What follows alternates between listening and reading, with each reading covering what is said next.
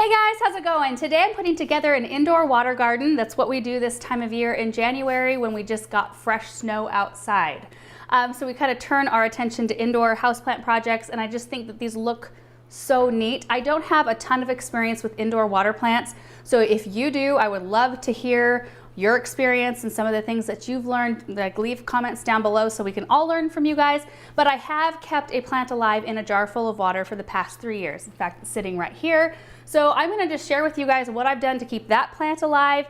I'll show you how I plant them in the container, what I use, and some of the little tips I've picked up along the way. So the first thing you need to do is gather your supplies. Now, you can use any kind of container that's clear glass that will hold water. I had all of these containers already except for this big tall one. I did go pick this one up recently because I really wanted a tall vertical accent where I'm kind of displaying all of these.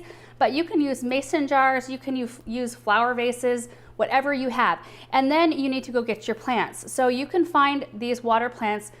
Some garden centers will carry them, not typically in the winter time, but maybe some do. But you can find them at most pet stores because, you know, any pet store that has like aquarium and fish supplies, they have plants typically, and they're really inexpensive. So my biggest one right here was originally $7. They were running a sale and I got it for $4, and the rest of them I got for about $2 a piece, which I thought was amazing. So it's a very inexpensive project. You don't need a lot of things to make this happen, or you don't need a lot of a huge budget either. The other thing you're going to need is something to put your plants in to weigh them down, kind of a planting medium.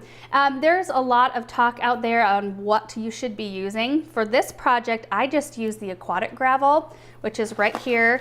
You can find it in bags smaller than this and bags larger than this, and in different sizes as well. A lot of people like to use a half and half mix of the gravel and a sharp sand. And then some people will also use, which I have it right here, some people will use horticultural charcoal, which helps keep the water fresh, but I haven't used that for mine and haven't had any problem, but I wanted to show you that as an option. The thing about the charcoal is that it is buoyant. It will want to float. So if you do use this in your container, you'll want to put the little pieces, just like a little pinch of charcoal at the very bottom before you put your rocks in to kind of help weigh it down. Last couple of things, there is aquatic plant food tablets. This I got in the pond section at the garden center. So this is meant for bigger potted plants. So you kind of have to do the math and figure out how much these little tiny plants will need. And basically these come in a tablet that I would crush up and just put a little tiny sliver in about once a month to keep the plants happy. And then this right here, this is a sludge destroyer if you have an algae problem. A lot of times when you initially plant these, you might have an initial algae bloom, which is kind of normal. You can use something like this to help. It's just a natural bacteria. It won't hurt your plants at all. But you know what? My method on keeping them clear is taking the plants out, taking the rocks out every few weeks and washing them all off just with water, no soap. And that just keeps my plants clear, the gravel nice, and my water never smells. So I usually skip this. All right, so before I get into kind of more of the educational side of the water plants, I want to put this one together for you guys and show you what I do. I've just been holding this plant over in this container, just in its little pot. I'm going to go ahead and pour this water out and start from scratch. So let me pour this in the sink real quick. So you'll notice that plants come in several different ways. So you might get them to where they're already potted like this, which is really quite nice because you can just anchor this whole thing down in the container and put rocks around it. Or you might see them in containers like this, which I don't tend to like quite as much because the plants are not in water.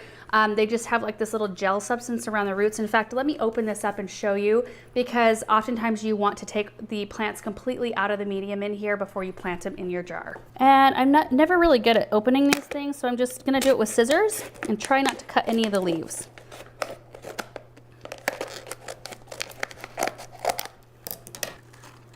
There we go. So this one is called a Java fern.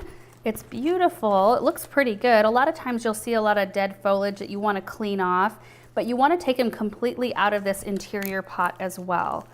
So let's do that, and this is going to make a little bit of a mess.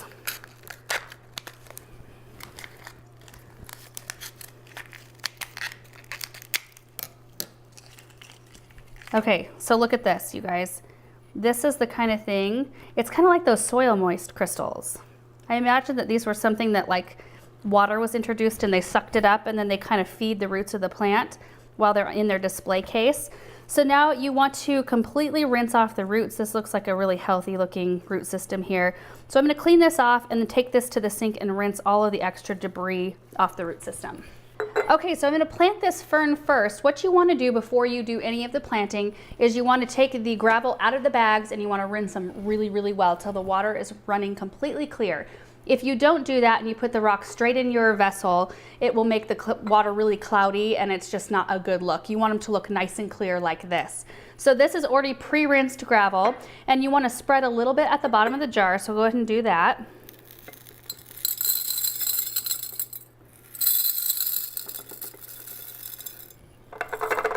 And this is just a mason jar, you guys.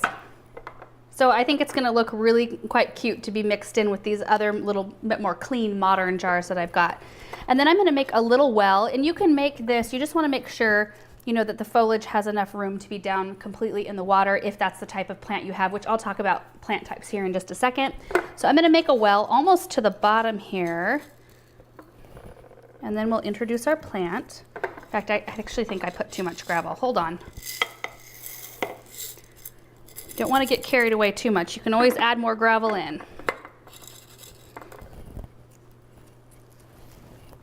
And then the whole idea is just to kind of weight the plant down. This jar might be a little bit too short. So now that I'm looking at it, I've got this fern all the way to the bottom of the jar basically, and look at this, the leaf still sticks up from the top, so I think I need something taller. Hold on. Okay, I've got a new jar, got my little layer of gravel, so now we'll try this again. I'm gonna make a little well, just big enough to weight the roots down. I'm going to introduce the plant. And then I'm just going to try to shake the gravel a little bit so that it goes over the top of the roots.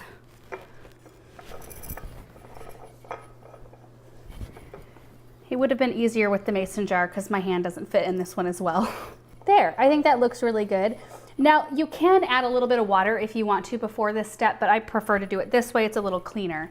So now we're going to add our water. Now, if you have tap water, you want to fill up your container the night before and let it sit for 24 hours and let the chlorine evaporate from the water. This is RO water, and you also want to make sure that it's not too cold. So what I like to do is fill up my container and then I just submerge it in a sink full of really hot water about this far and just bring that water temperature up a little bit, because I tend to like to be between the 70 and 80 degree mark.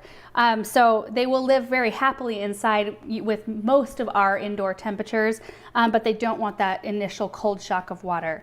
And so what I'm going to try to do when I put the water in is I'm going to try to bank it off the side of the jar so that it doesn't mess up or dislodge my plant.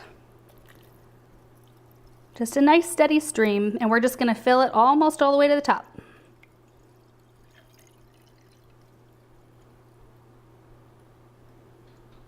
Yep, this is way better size. Oh, that looks so neat. So now at this point, if you need to move your plant around a little bit, I happen to have my silverware drawer right here, you can use any kind of tool that you can get down in there, and you can move it around a bit if you need to.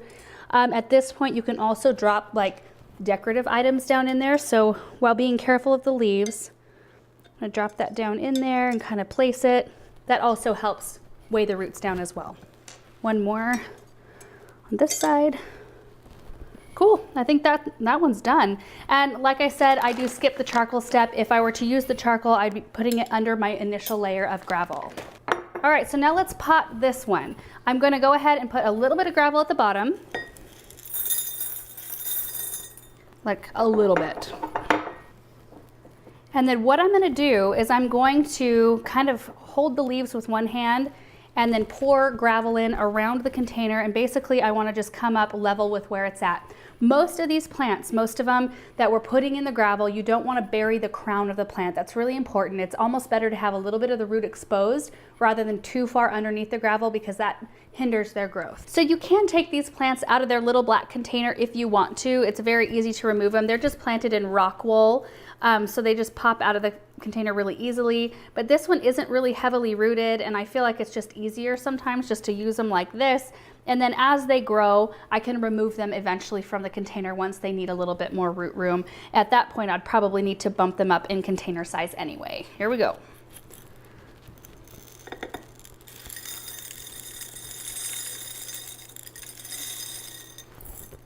So far, so good.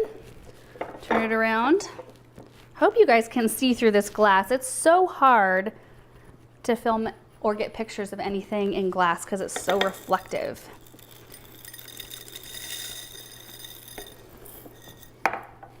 Oh, that looks really neat. A couple of decorative rocks, maybe just one.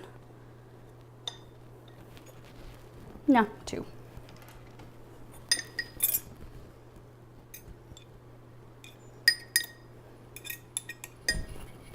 And now water.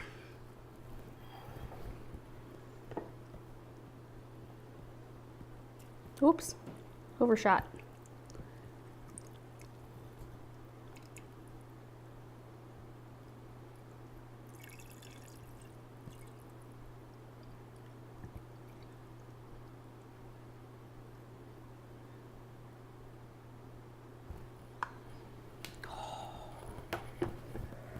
That looks so neat. I love it. All right, so now that I've got them all planted, I wanted to talk a little bit about the plants. I know that there are 3 different categories. There's the plants called the true aquatics or submergent plants, and they're the type that like to be completely submerged in water, like every single one of them that I have on this table right now, which means that they're usually anchored down in gravel or sand, and then all of their foliage is covered. And so those are like Argentine sword ferns, Java ferns, other types of ferns, Java moss, Phottonias, water hyssop, are some that I know of. And then there's the second group called semi-aquatics or emergent plants, and they are the type that like to have their roots anchored in the water, but all their foliage up above it. So plants like pothos, sweet flag, lucky bamboo, umbrella papyrus, cypress grass like a prince tut or king tut, which I've grown out in the landscape before, and they do like a lot of water. So I think it'll be fun to try one of those. I've got a perfect container to try prince tut next year and kind of treat it more as a water or pond plant. And then there's the third category called floaters, and they're the type of plants that like just to float on the surface of the water, like water lettuce or water hyacinths. When you're picking out your plants, you do want to make sure that you're picking out the right ones for the type of light that you have. Most of these will want between 12 and 16 hours of light every day, which means you're going to want to put them on a table near a really bright window, or if you have the ability to put them under grow lights, that's excellent as well. I think it'd be really pretty to have one of these on a table with one of those really neat like curved lamps with a grow light shining down on it. I think it would kind of spotlight the plant and give it the light it needs at the same time. There are some plants that handle lower light. I will put a list of those up on the screen so you can check those out. If you have a more dim house and don't have very many bright windows, one of those might be a better choice for you. So now I want to talk a little bit about the maintenance of this type of plant and how I've kept mine looking good over the past 3 years. So obviously they're in a very still water sort of situation. There's no water filtration system, no moving water, so algae can build up on this type of plant. You can use the product that I showed you earlier that's called Sludge Destroyer or Pond Saver that are just a natural bacteria that help keep your water clear. I don't like to use those though. I tend to like to just clean mine out every few weeks. So every 2 to 3 weeks, I'll just pop my plant out, put it in a little bowl of water on the side, and then just drain everything out, wash my rocks off just with water, wash the container, and then I just put everything back in. It's a super easy, fast thing to do, especially if you don't have 7 of them. Like this might take me a little bit longer than it used to when I just had one, but it's just such an easy maintenance thing, and then I'm not having to introduce anything extra into the water. They will require just consistent grooming, so you know I'm looking at them all the time. So if I notice any yellowing leaves or anything, any kind of damage or anything, I'll just make sure to clean those off. So at that time, usually I'll just pop them out and clean the rocks and clean up the plant and then put them back together. And then monthly fertilization is important as well. And I showed you that earlier. So you just want to put a little piece of that fertilizer down in the rocks. And I will do that at one of the times I clean as well. It's easier to kind of get it lodged in there. And that will feed your plant and keep them nice and happy. So that's it, you guys. These are my indoor water gardens. I'm super excited. And I think Russell is wanting to take a drink out of one of them probably.